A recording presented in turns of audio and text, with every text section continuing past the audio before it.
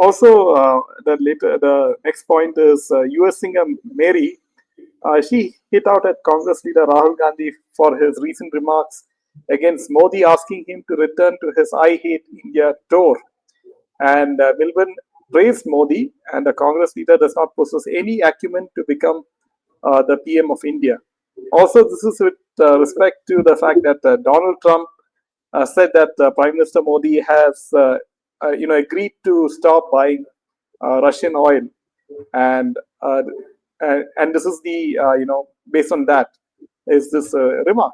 So this remark of Donald Trump saying that Modi has agreed to stop buying Russian oil, and then the Indian government clarified that the Indian consumer is always number one, and they have to diversify the sources.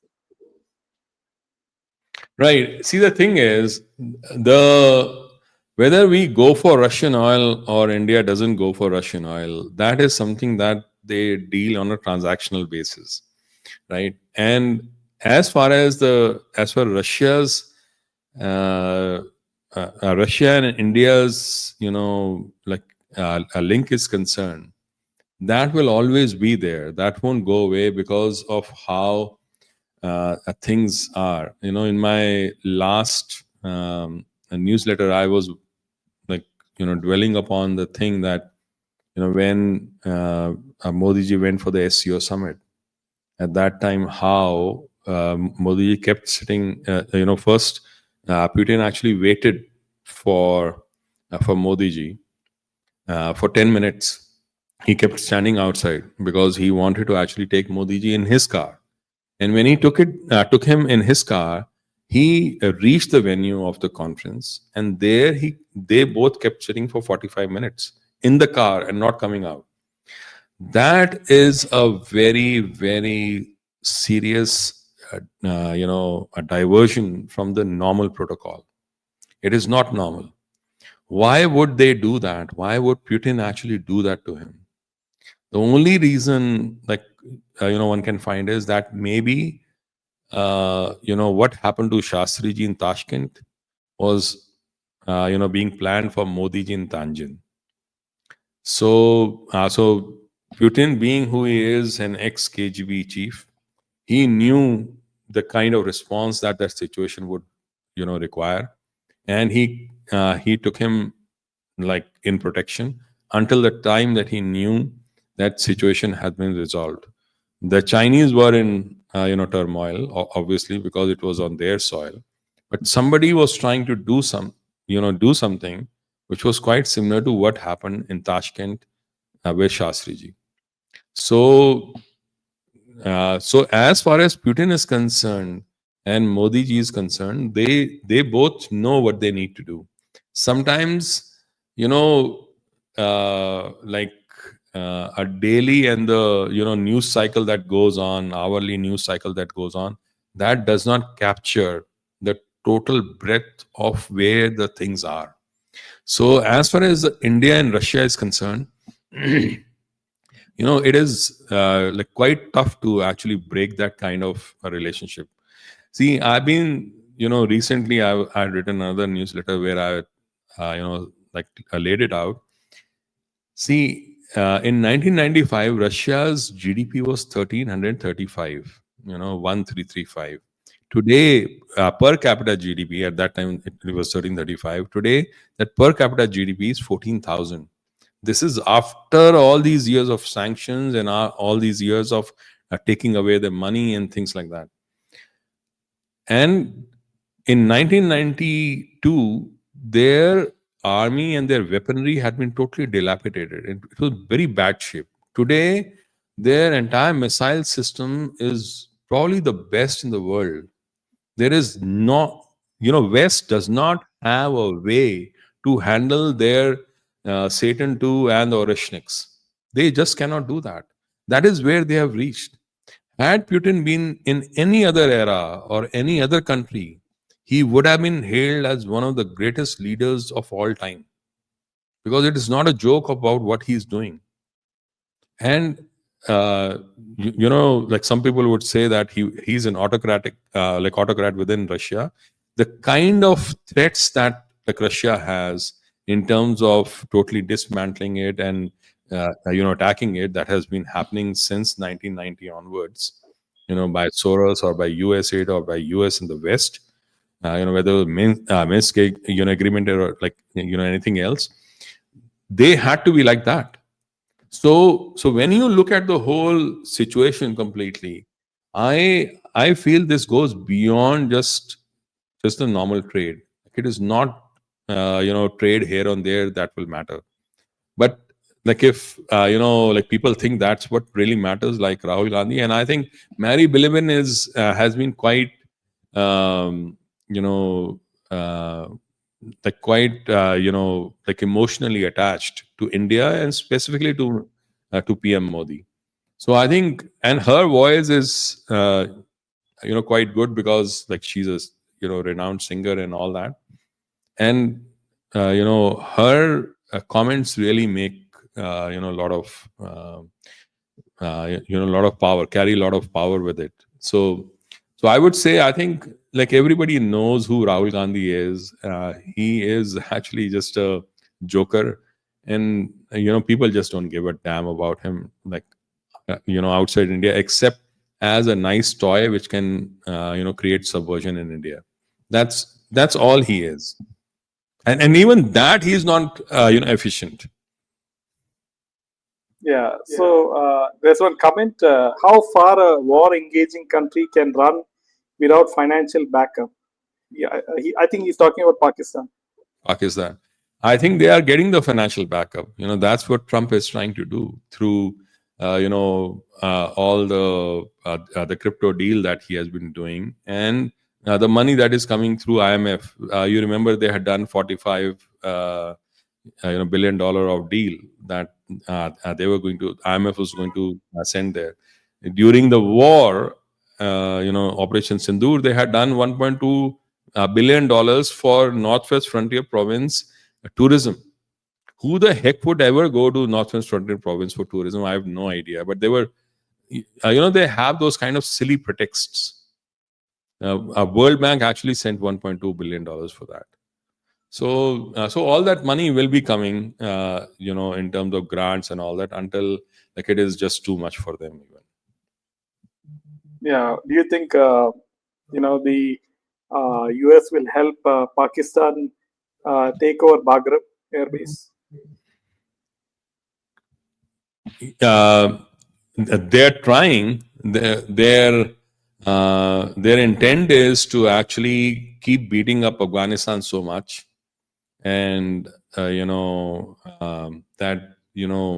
like Afghanistan actually falls and has nothing left there. Like if they can keep bombing them, so that like US can later come in and say, okay, I am like taking over the Bagram base. That's their plan. I think it's a very silly plan, and silly plan in the sense that to bomb Afghanistan and hope that Afghanistan will fall, and you can just go in quietly and take over a part of that. I think it's fool's paradise. Yeah, I really don't understand what Donald Trump is doing to do with respect to India. He says that PM Modi is a fantastic leader.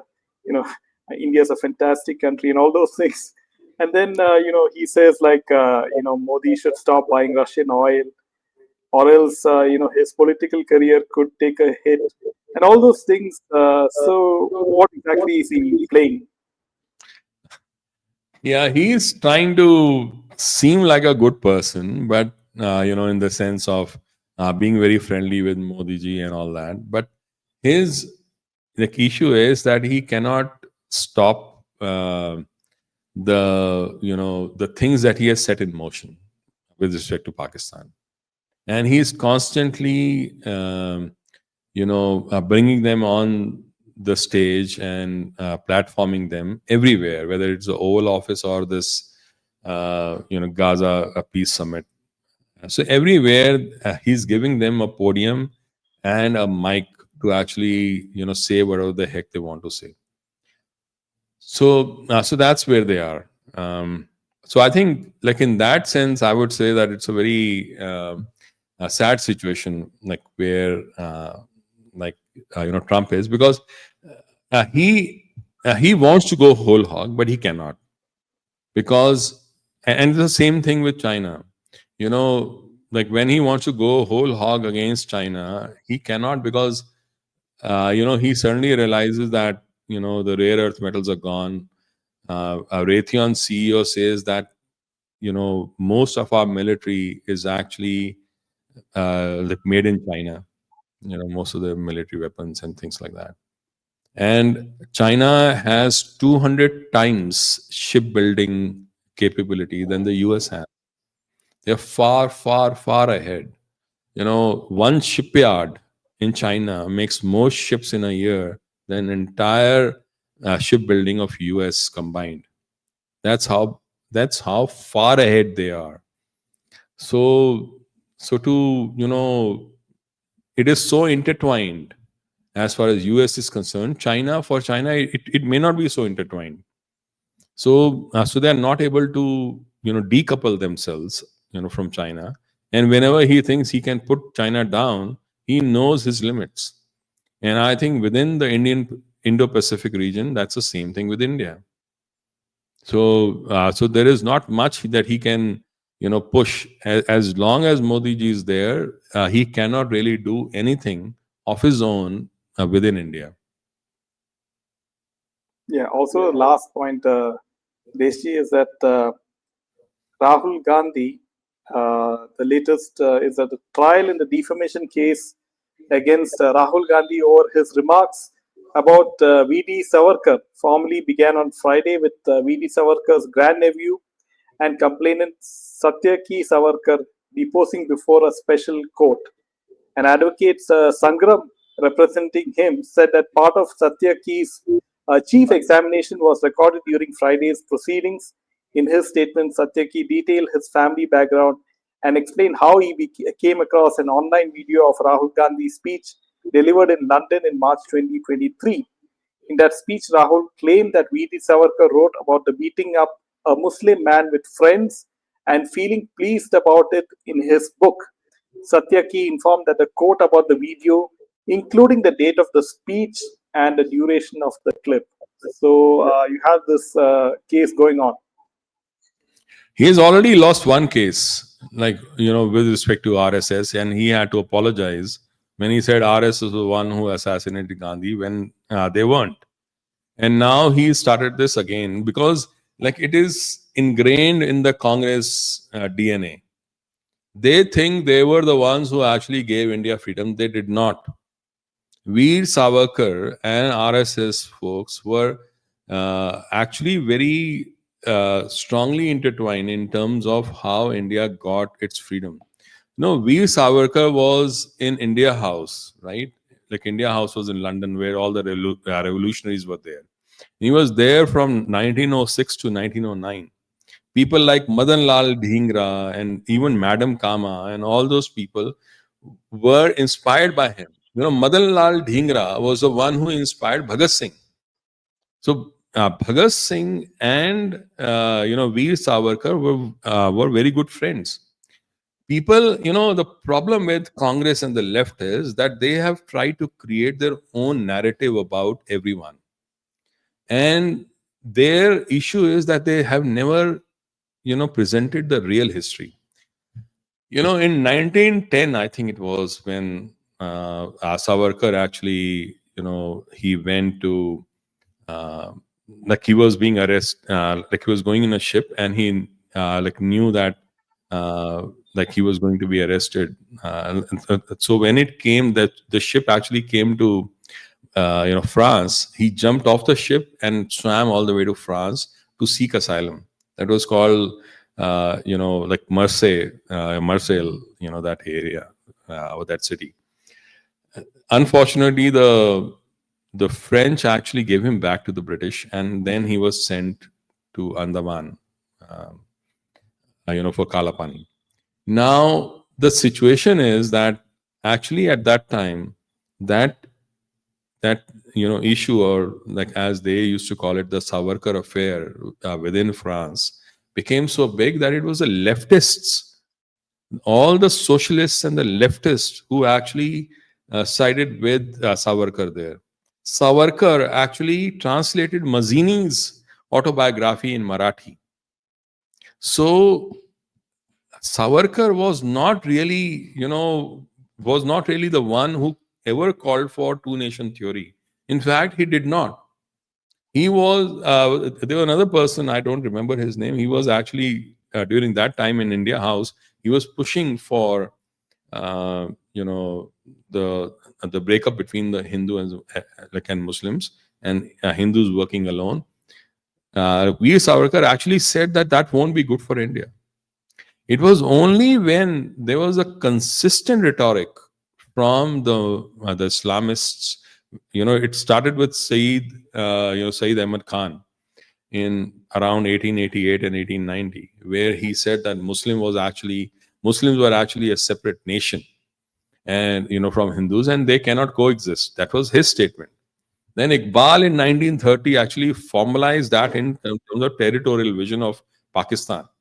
Savarkar talked about that in 1937 when he said it was almost like a fait accompli, that like there was no other way out. Like this was it.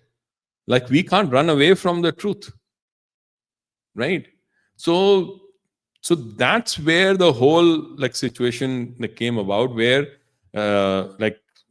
he said, well, now we need to move forward. And the thing is that he was a realist.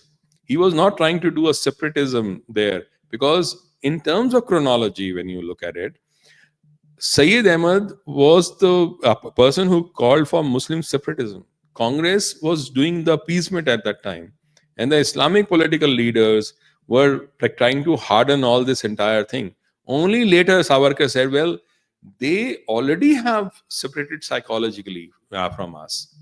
And if they have already identified as a separate nation, how can one nationhood ever be forced artificially? So it was not a call for separation. It was actually an acknowledgement of the separation that was going on. And all these guys were talking about it. So, so that's where it was. And so when actually Congress came in after independence, they tried to discredit everything that Savarkar or RSS or Hindus had ever done. So this kind of a, whether it was Nehru who actually, under whose rule, like Maharashtra, after Gandhi's assassination, 8,000 Brahmins were massacred. And one of the person who actually led that in terms of the political, responsibility was Yashwantrao Chavan, who's the first Maharashtra chief minister. And that's how it all started. And they never said sorry for that. During that those massacres, Veer Savarkar's brother was pulled out from his home and killed on the street, because that's how this entire Congress mentality is. They've not been able to get over that. They will never get over that, because they were never for India. They were never for Hindus. That's how they are. Yeah. So, Desh, that was a fantastic session, and we will see you again next week. Until then, Jai Hind and Jai Shri Ram. Jai Hind, Jai Shri Ram. Thank you.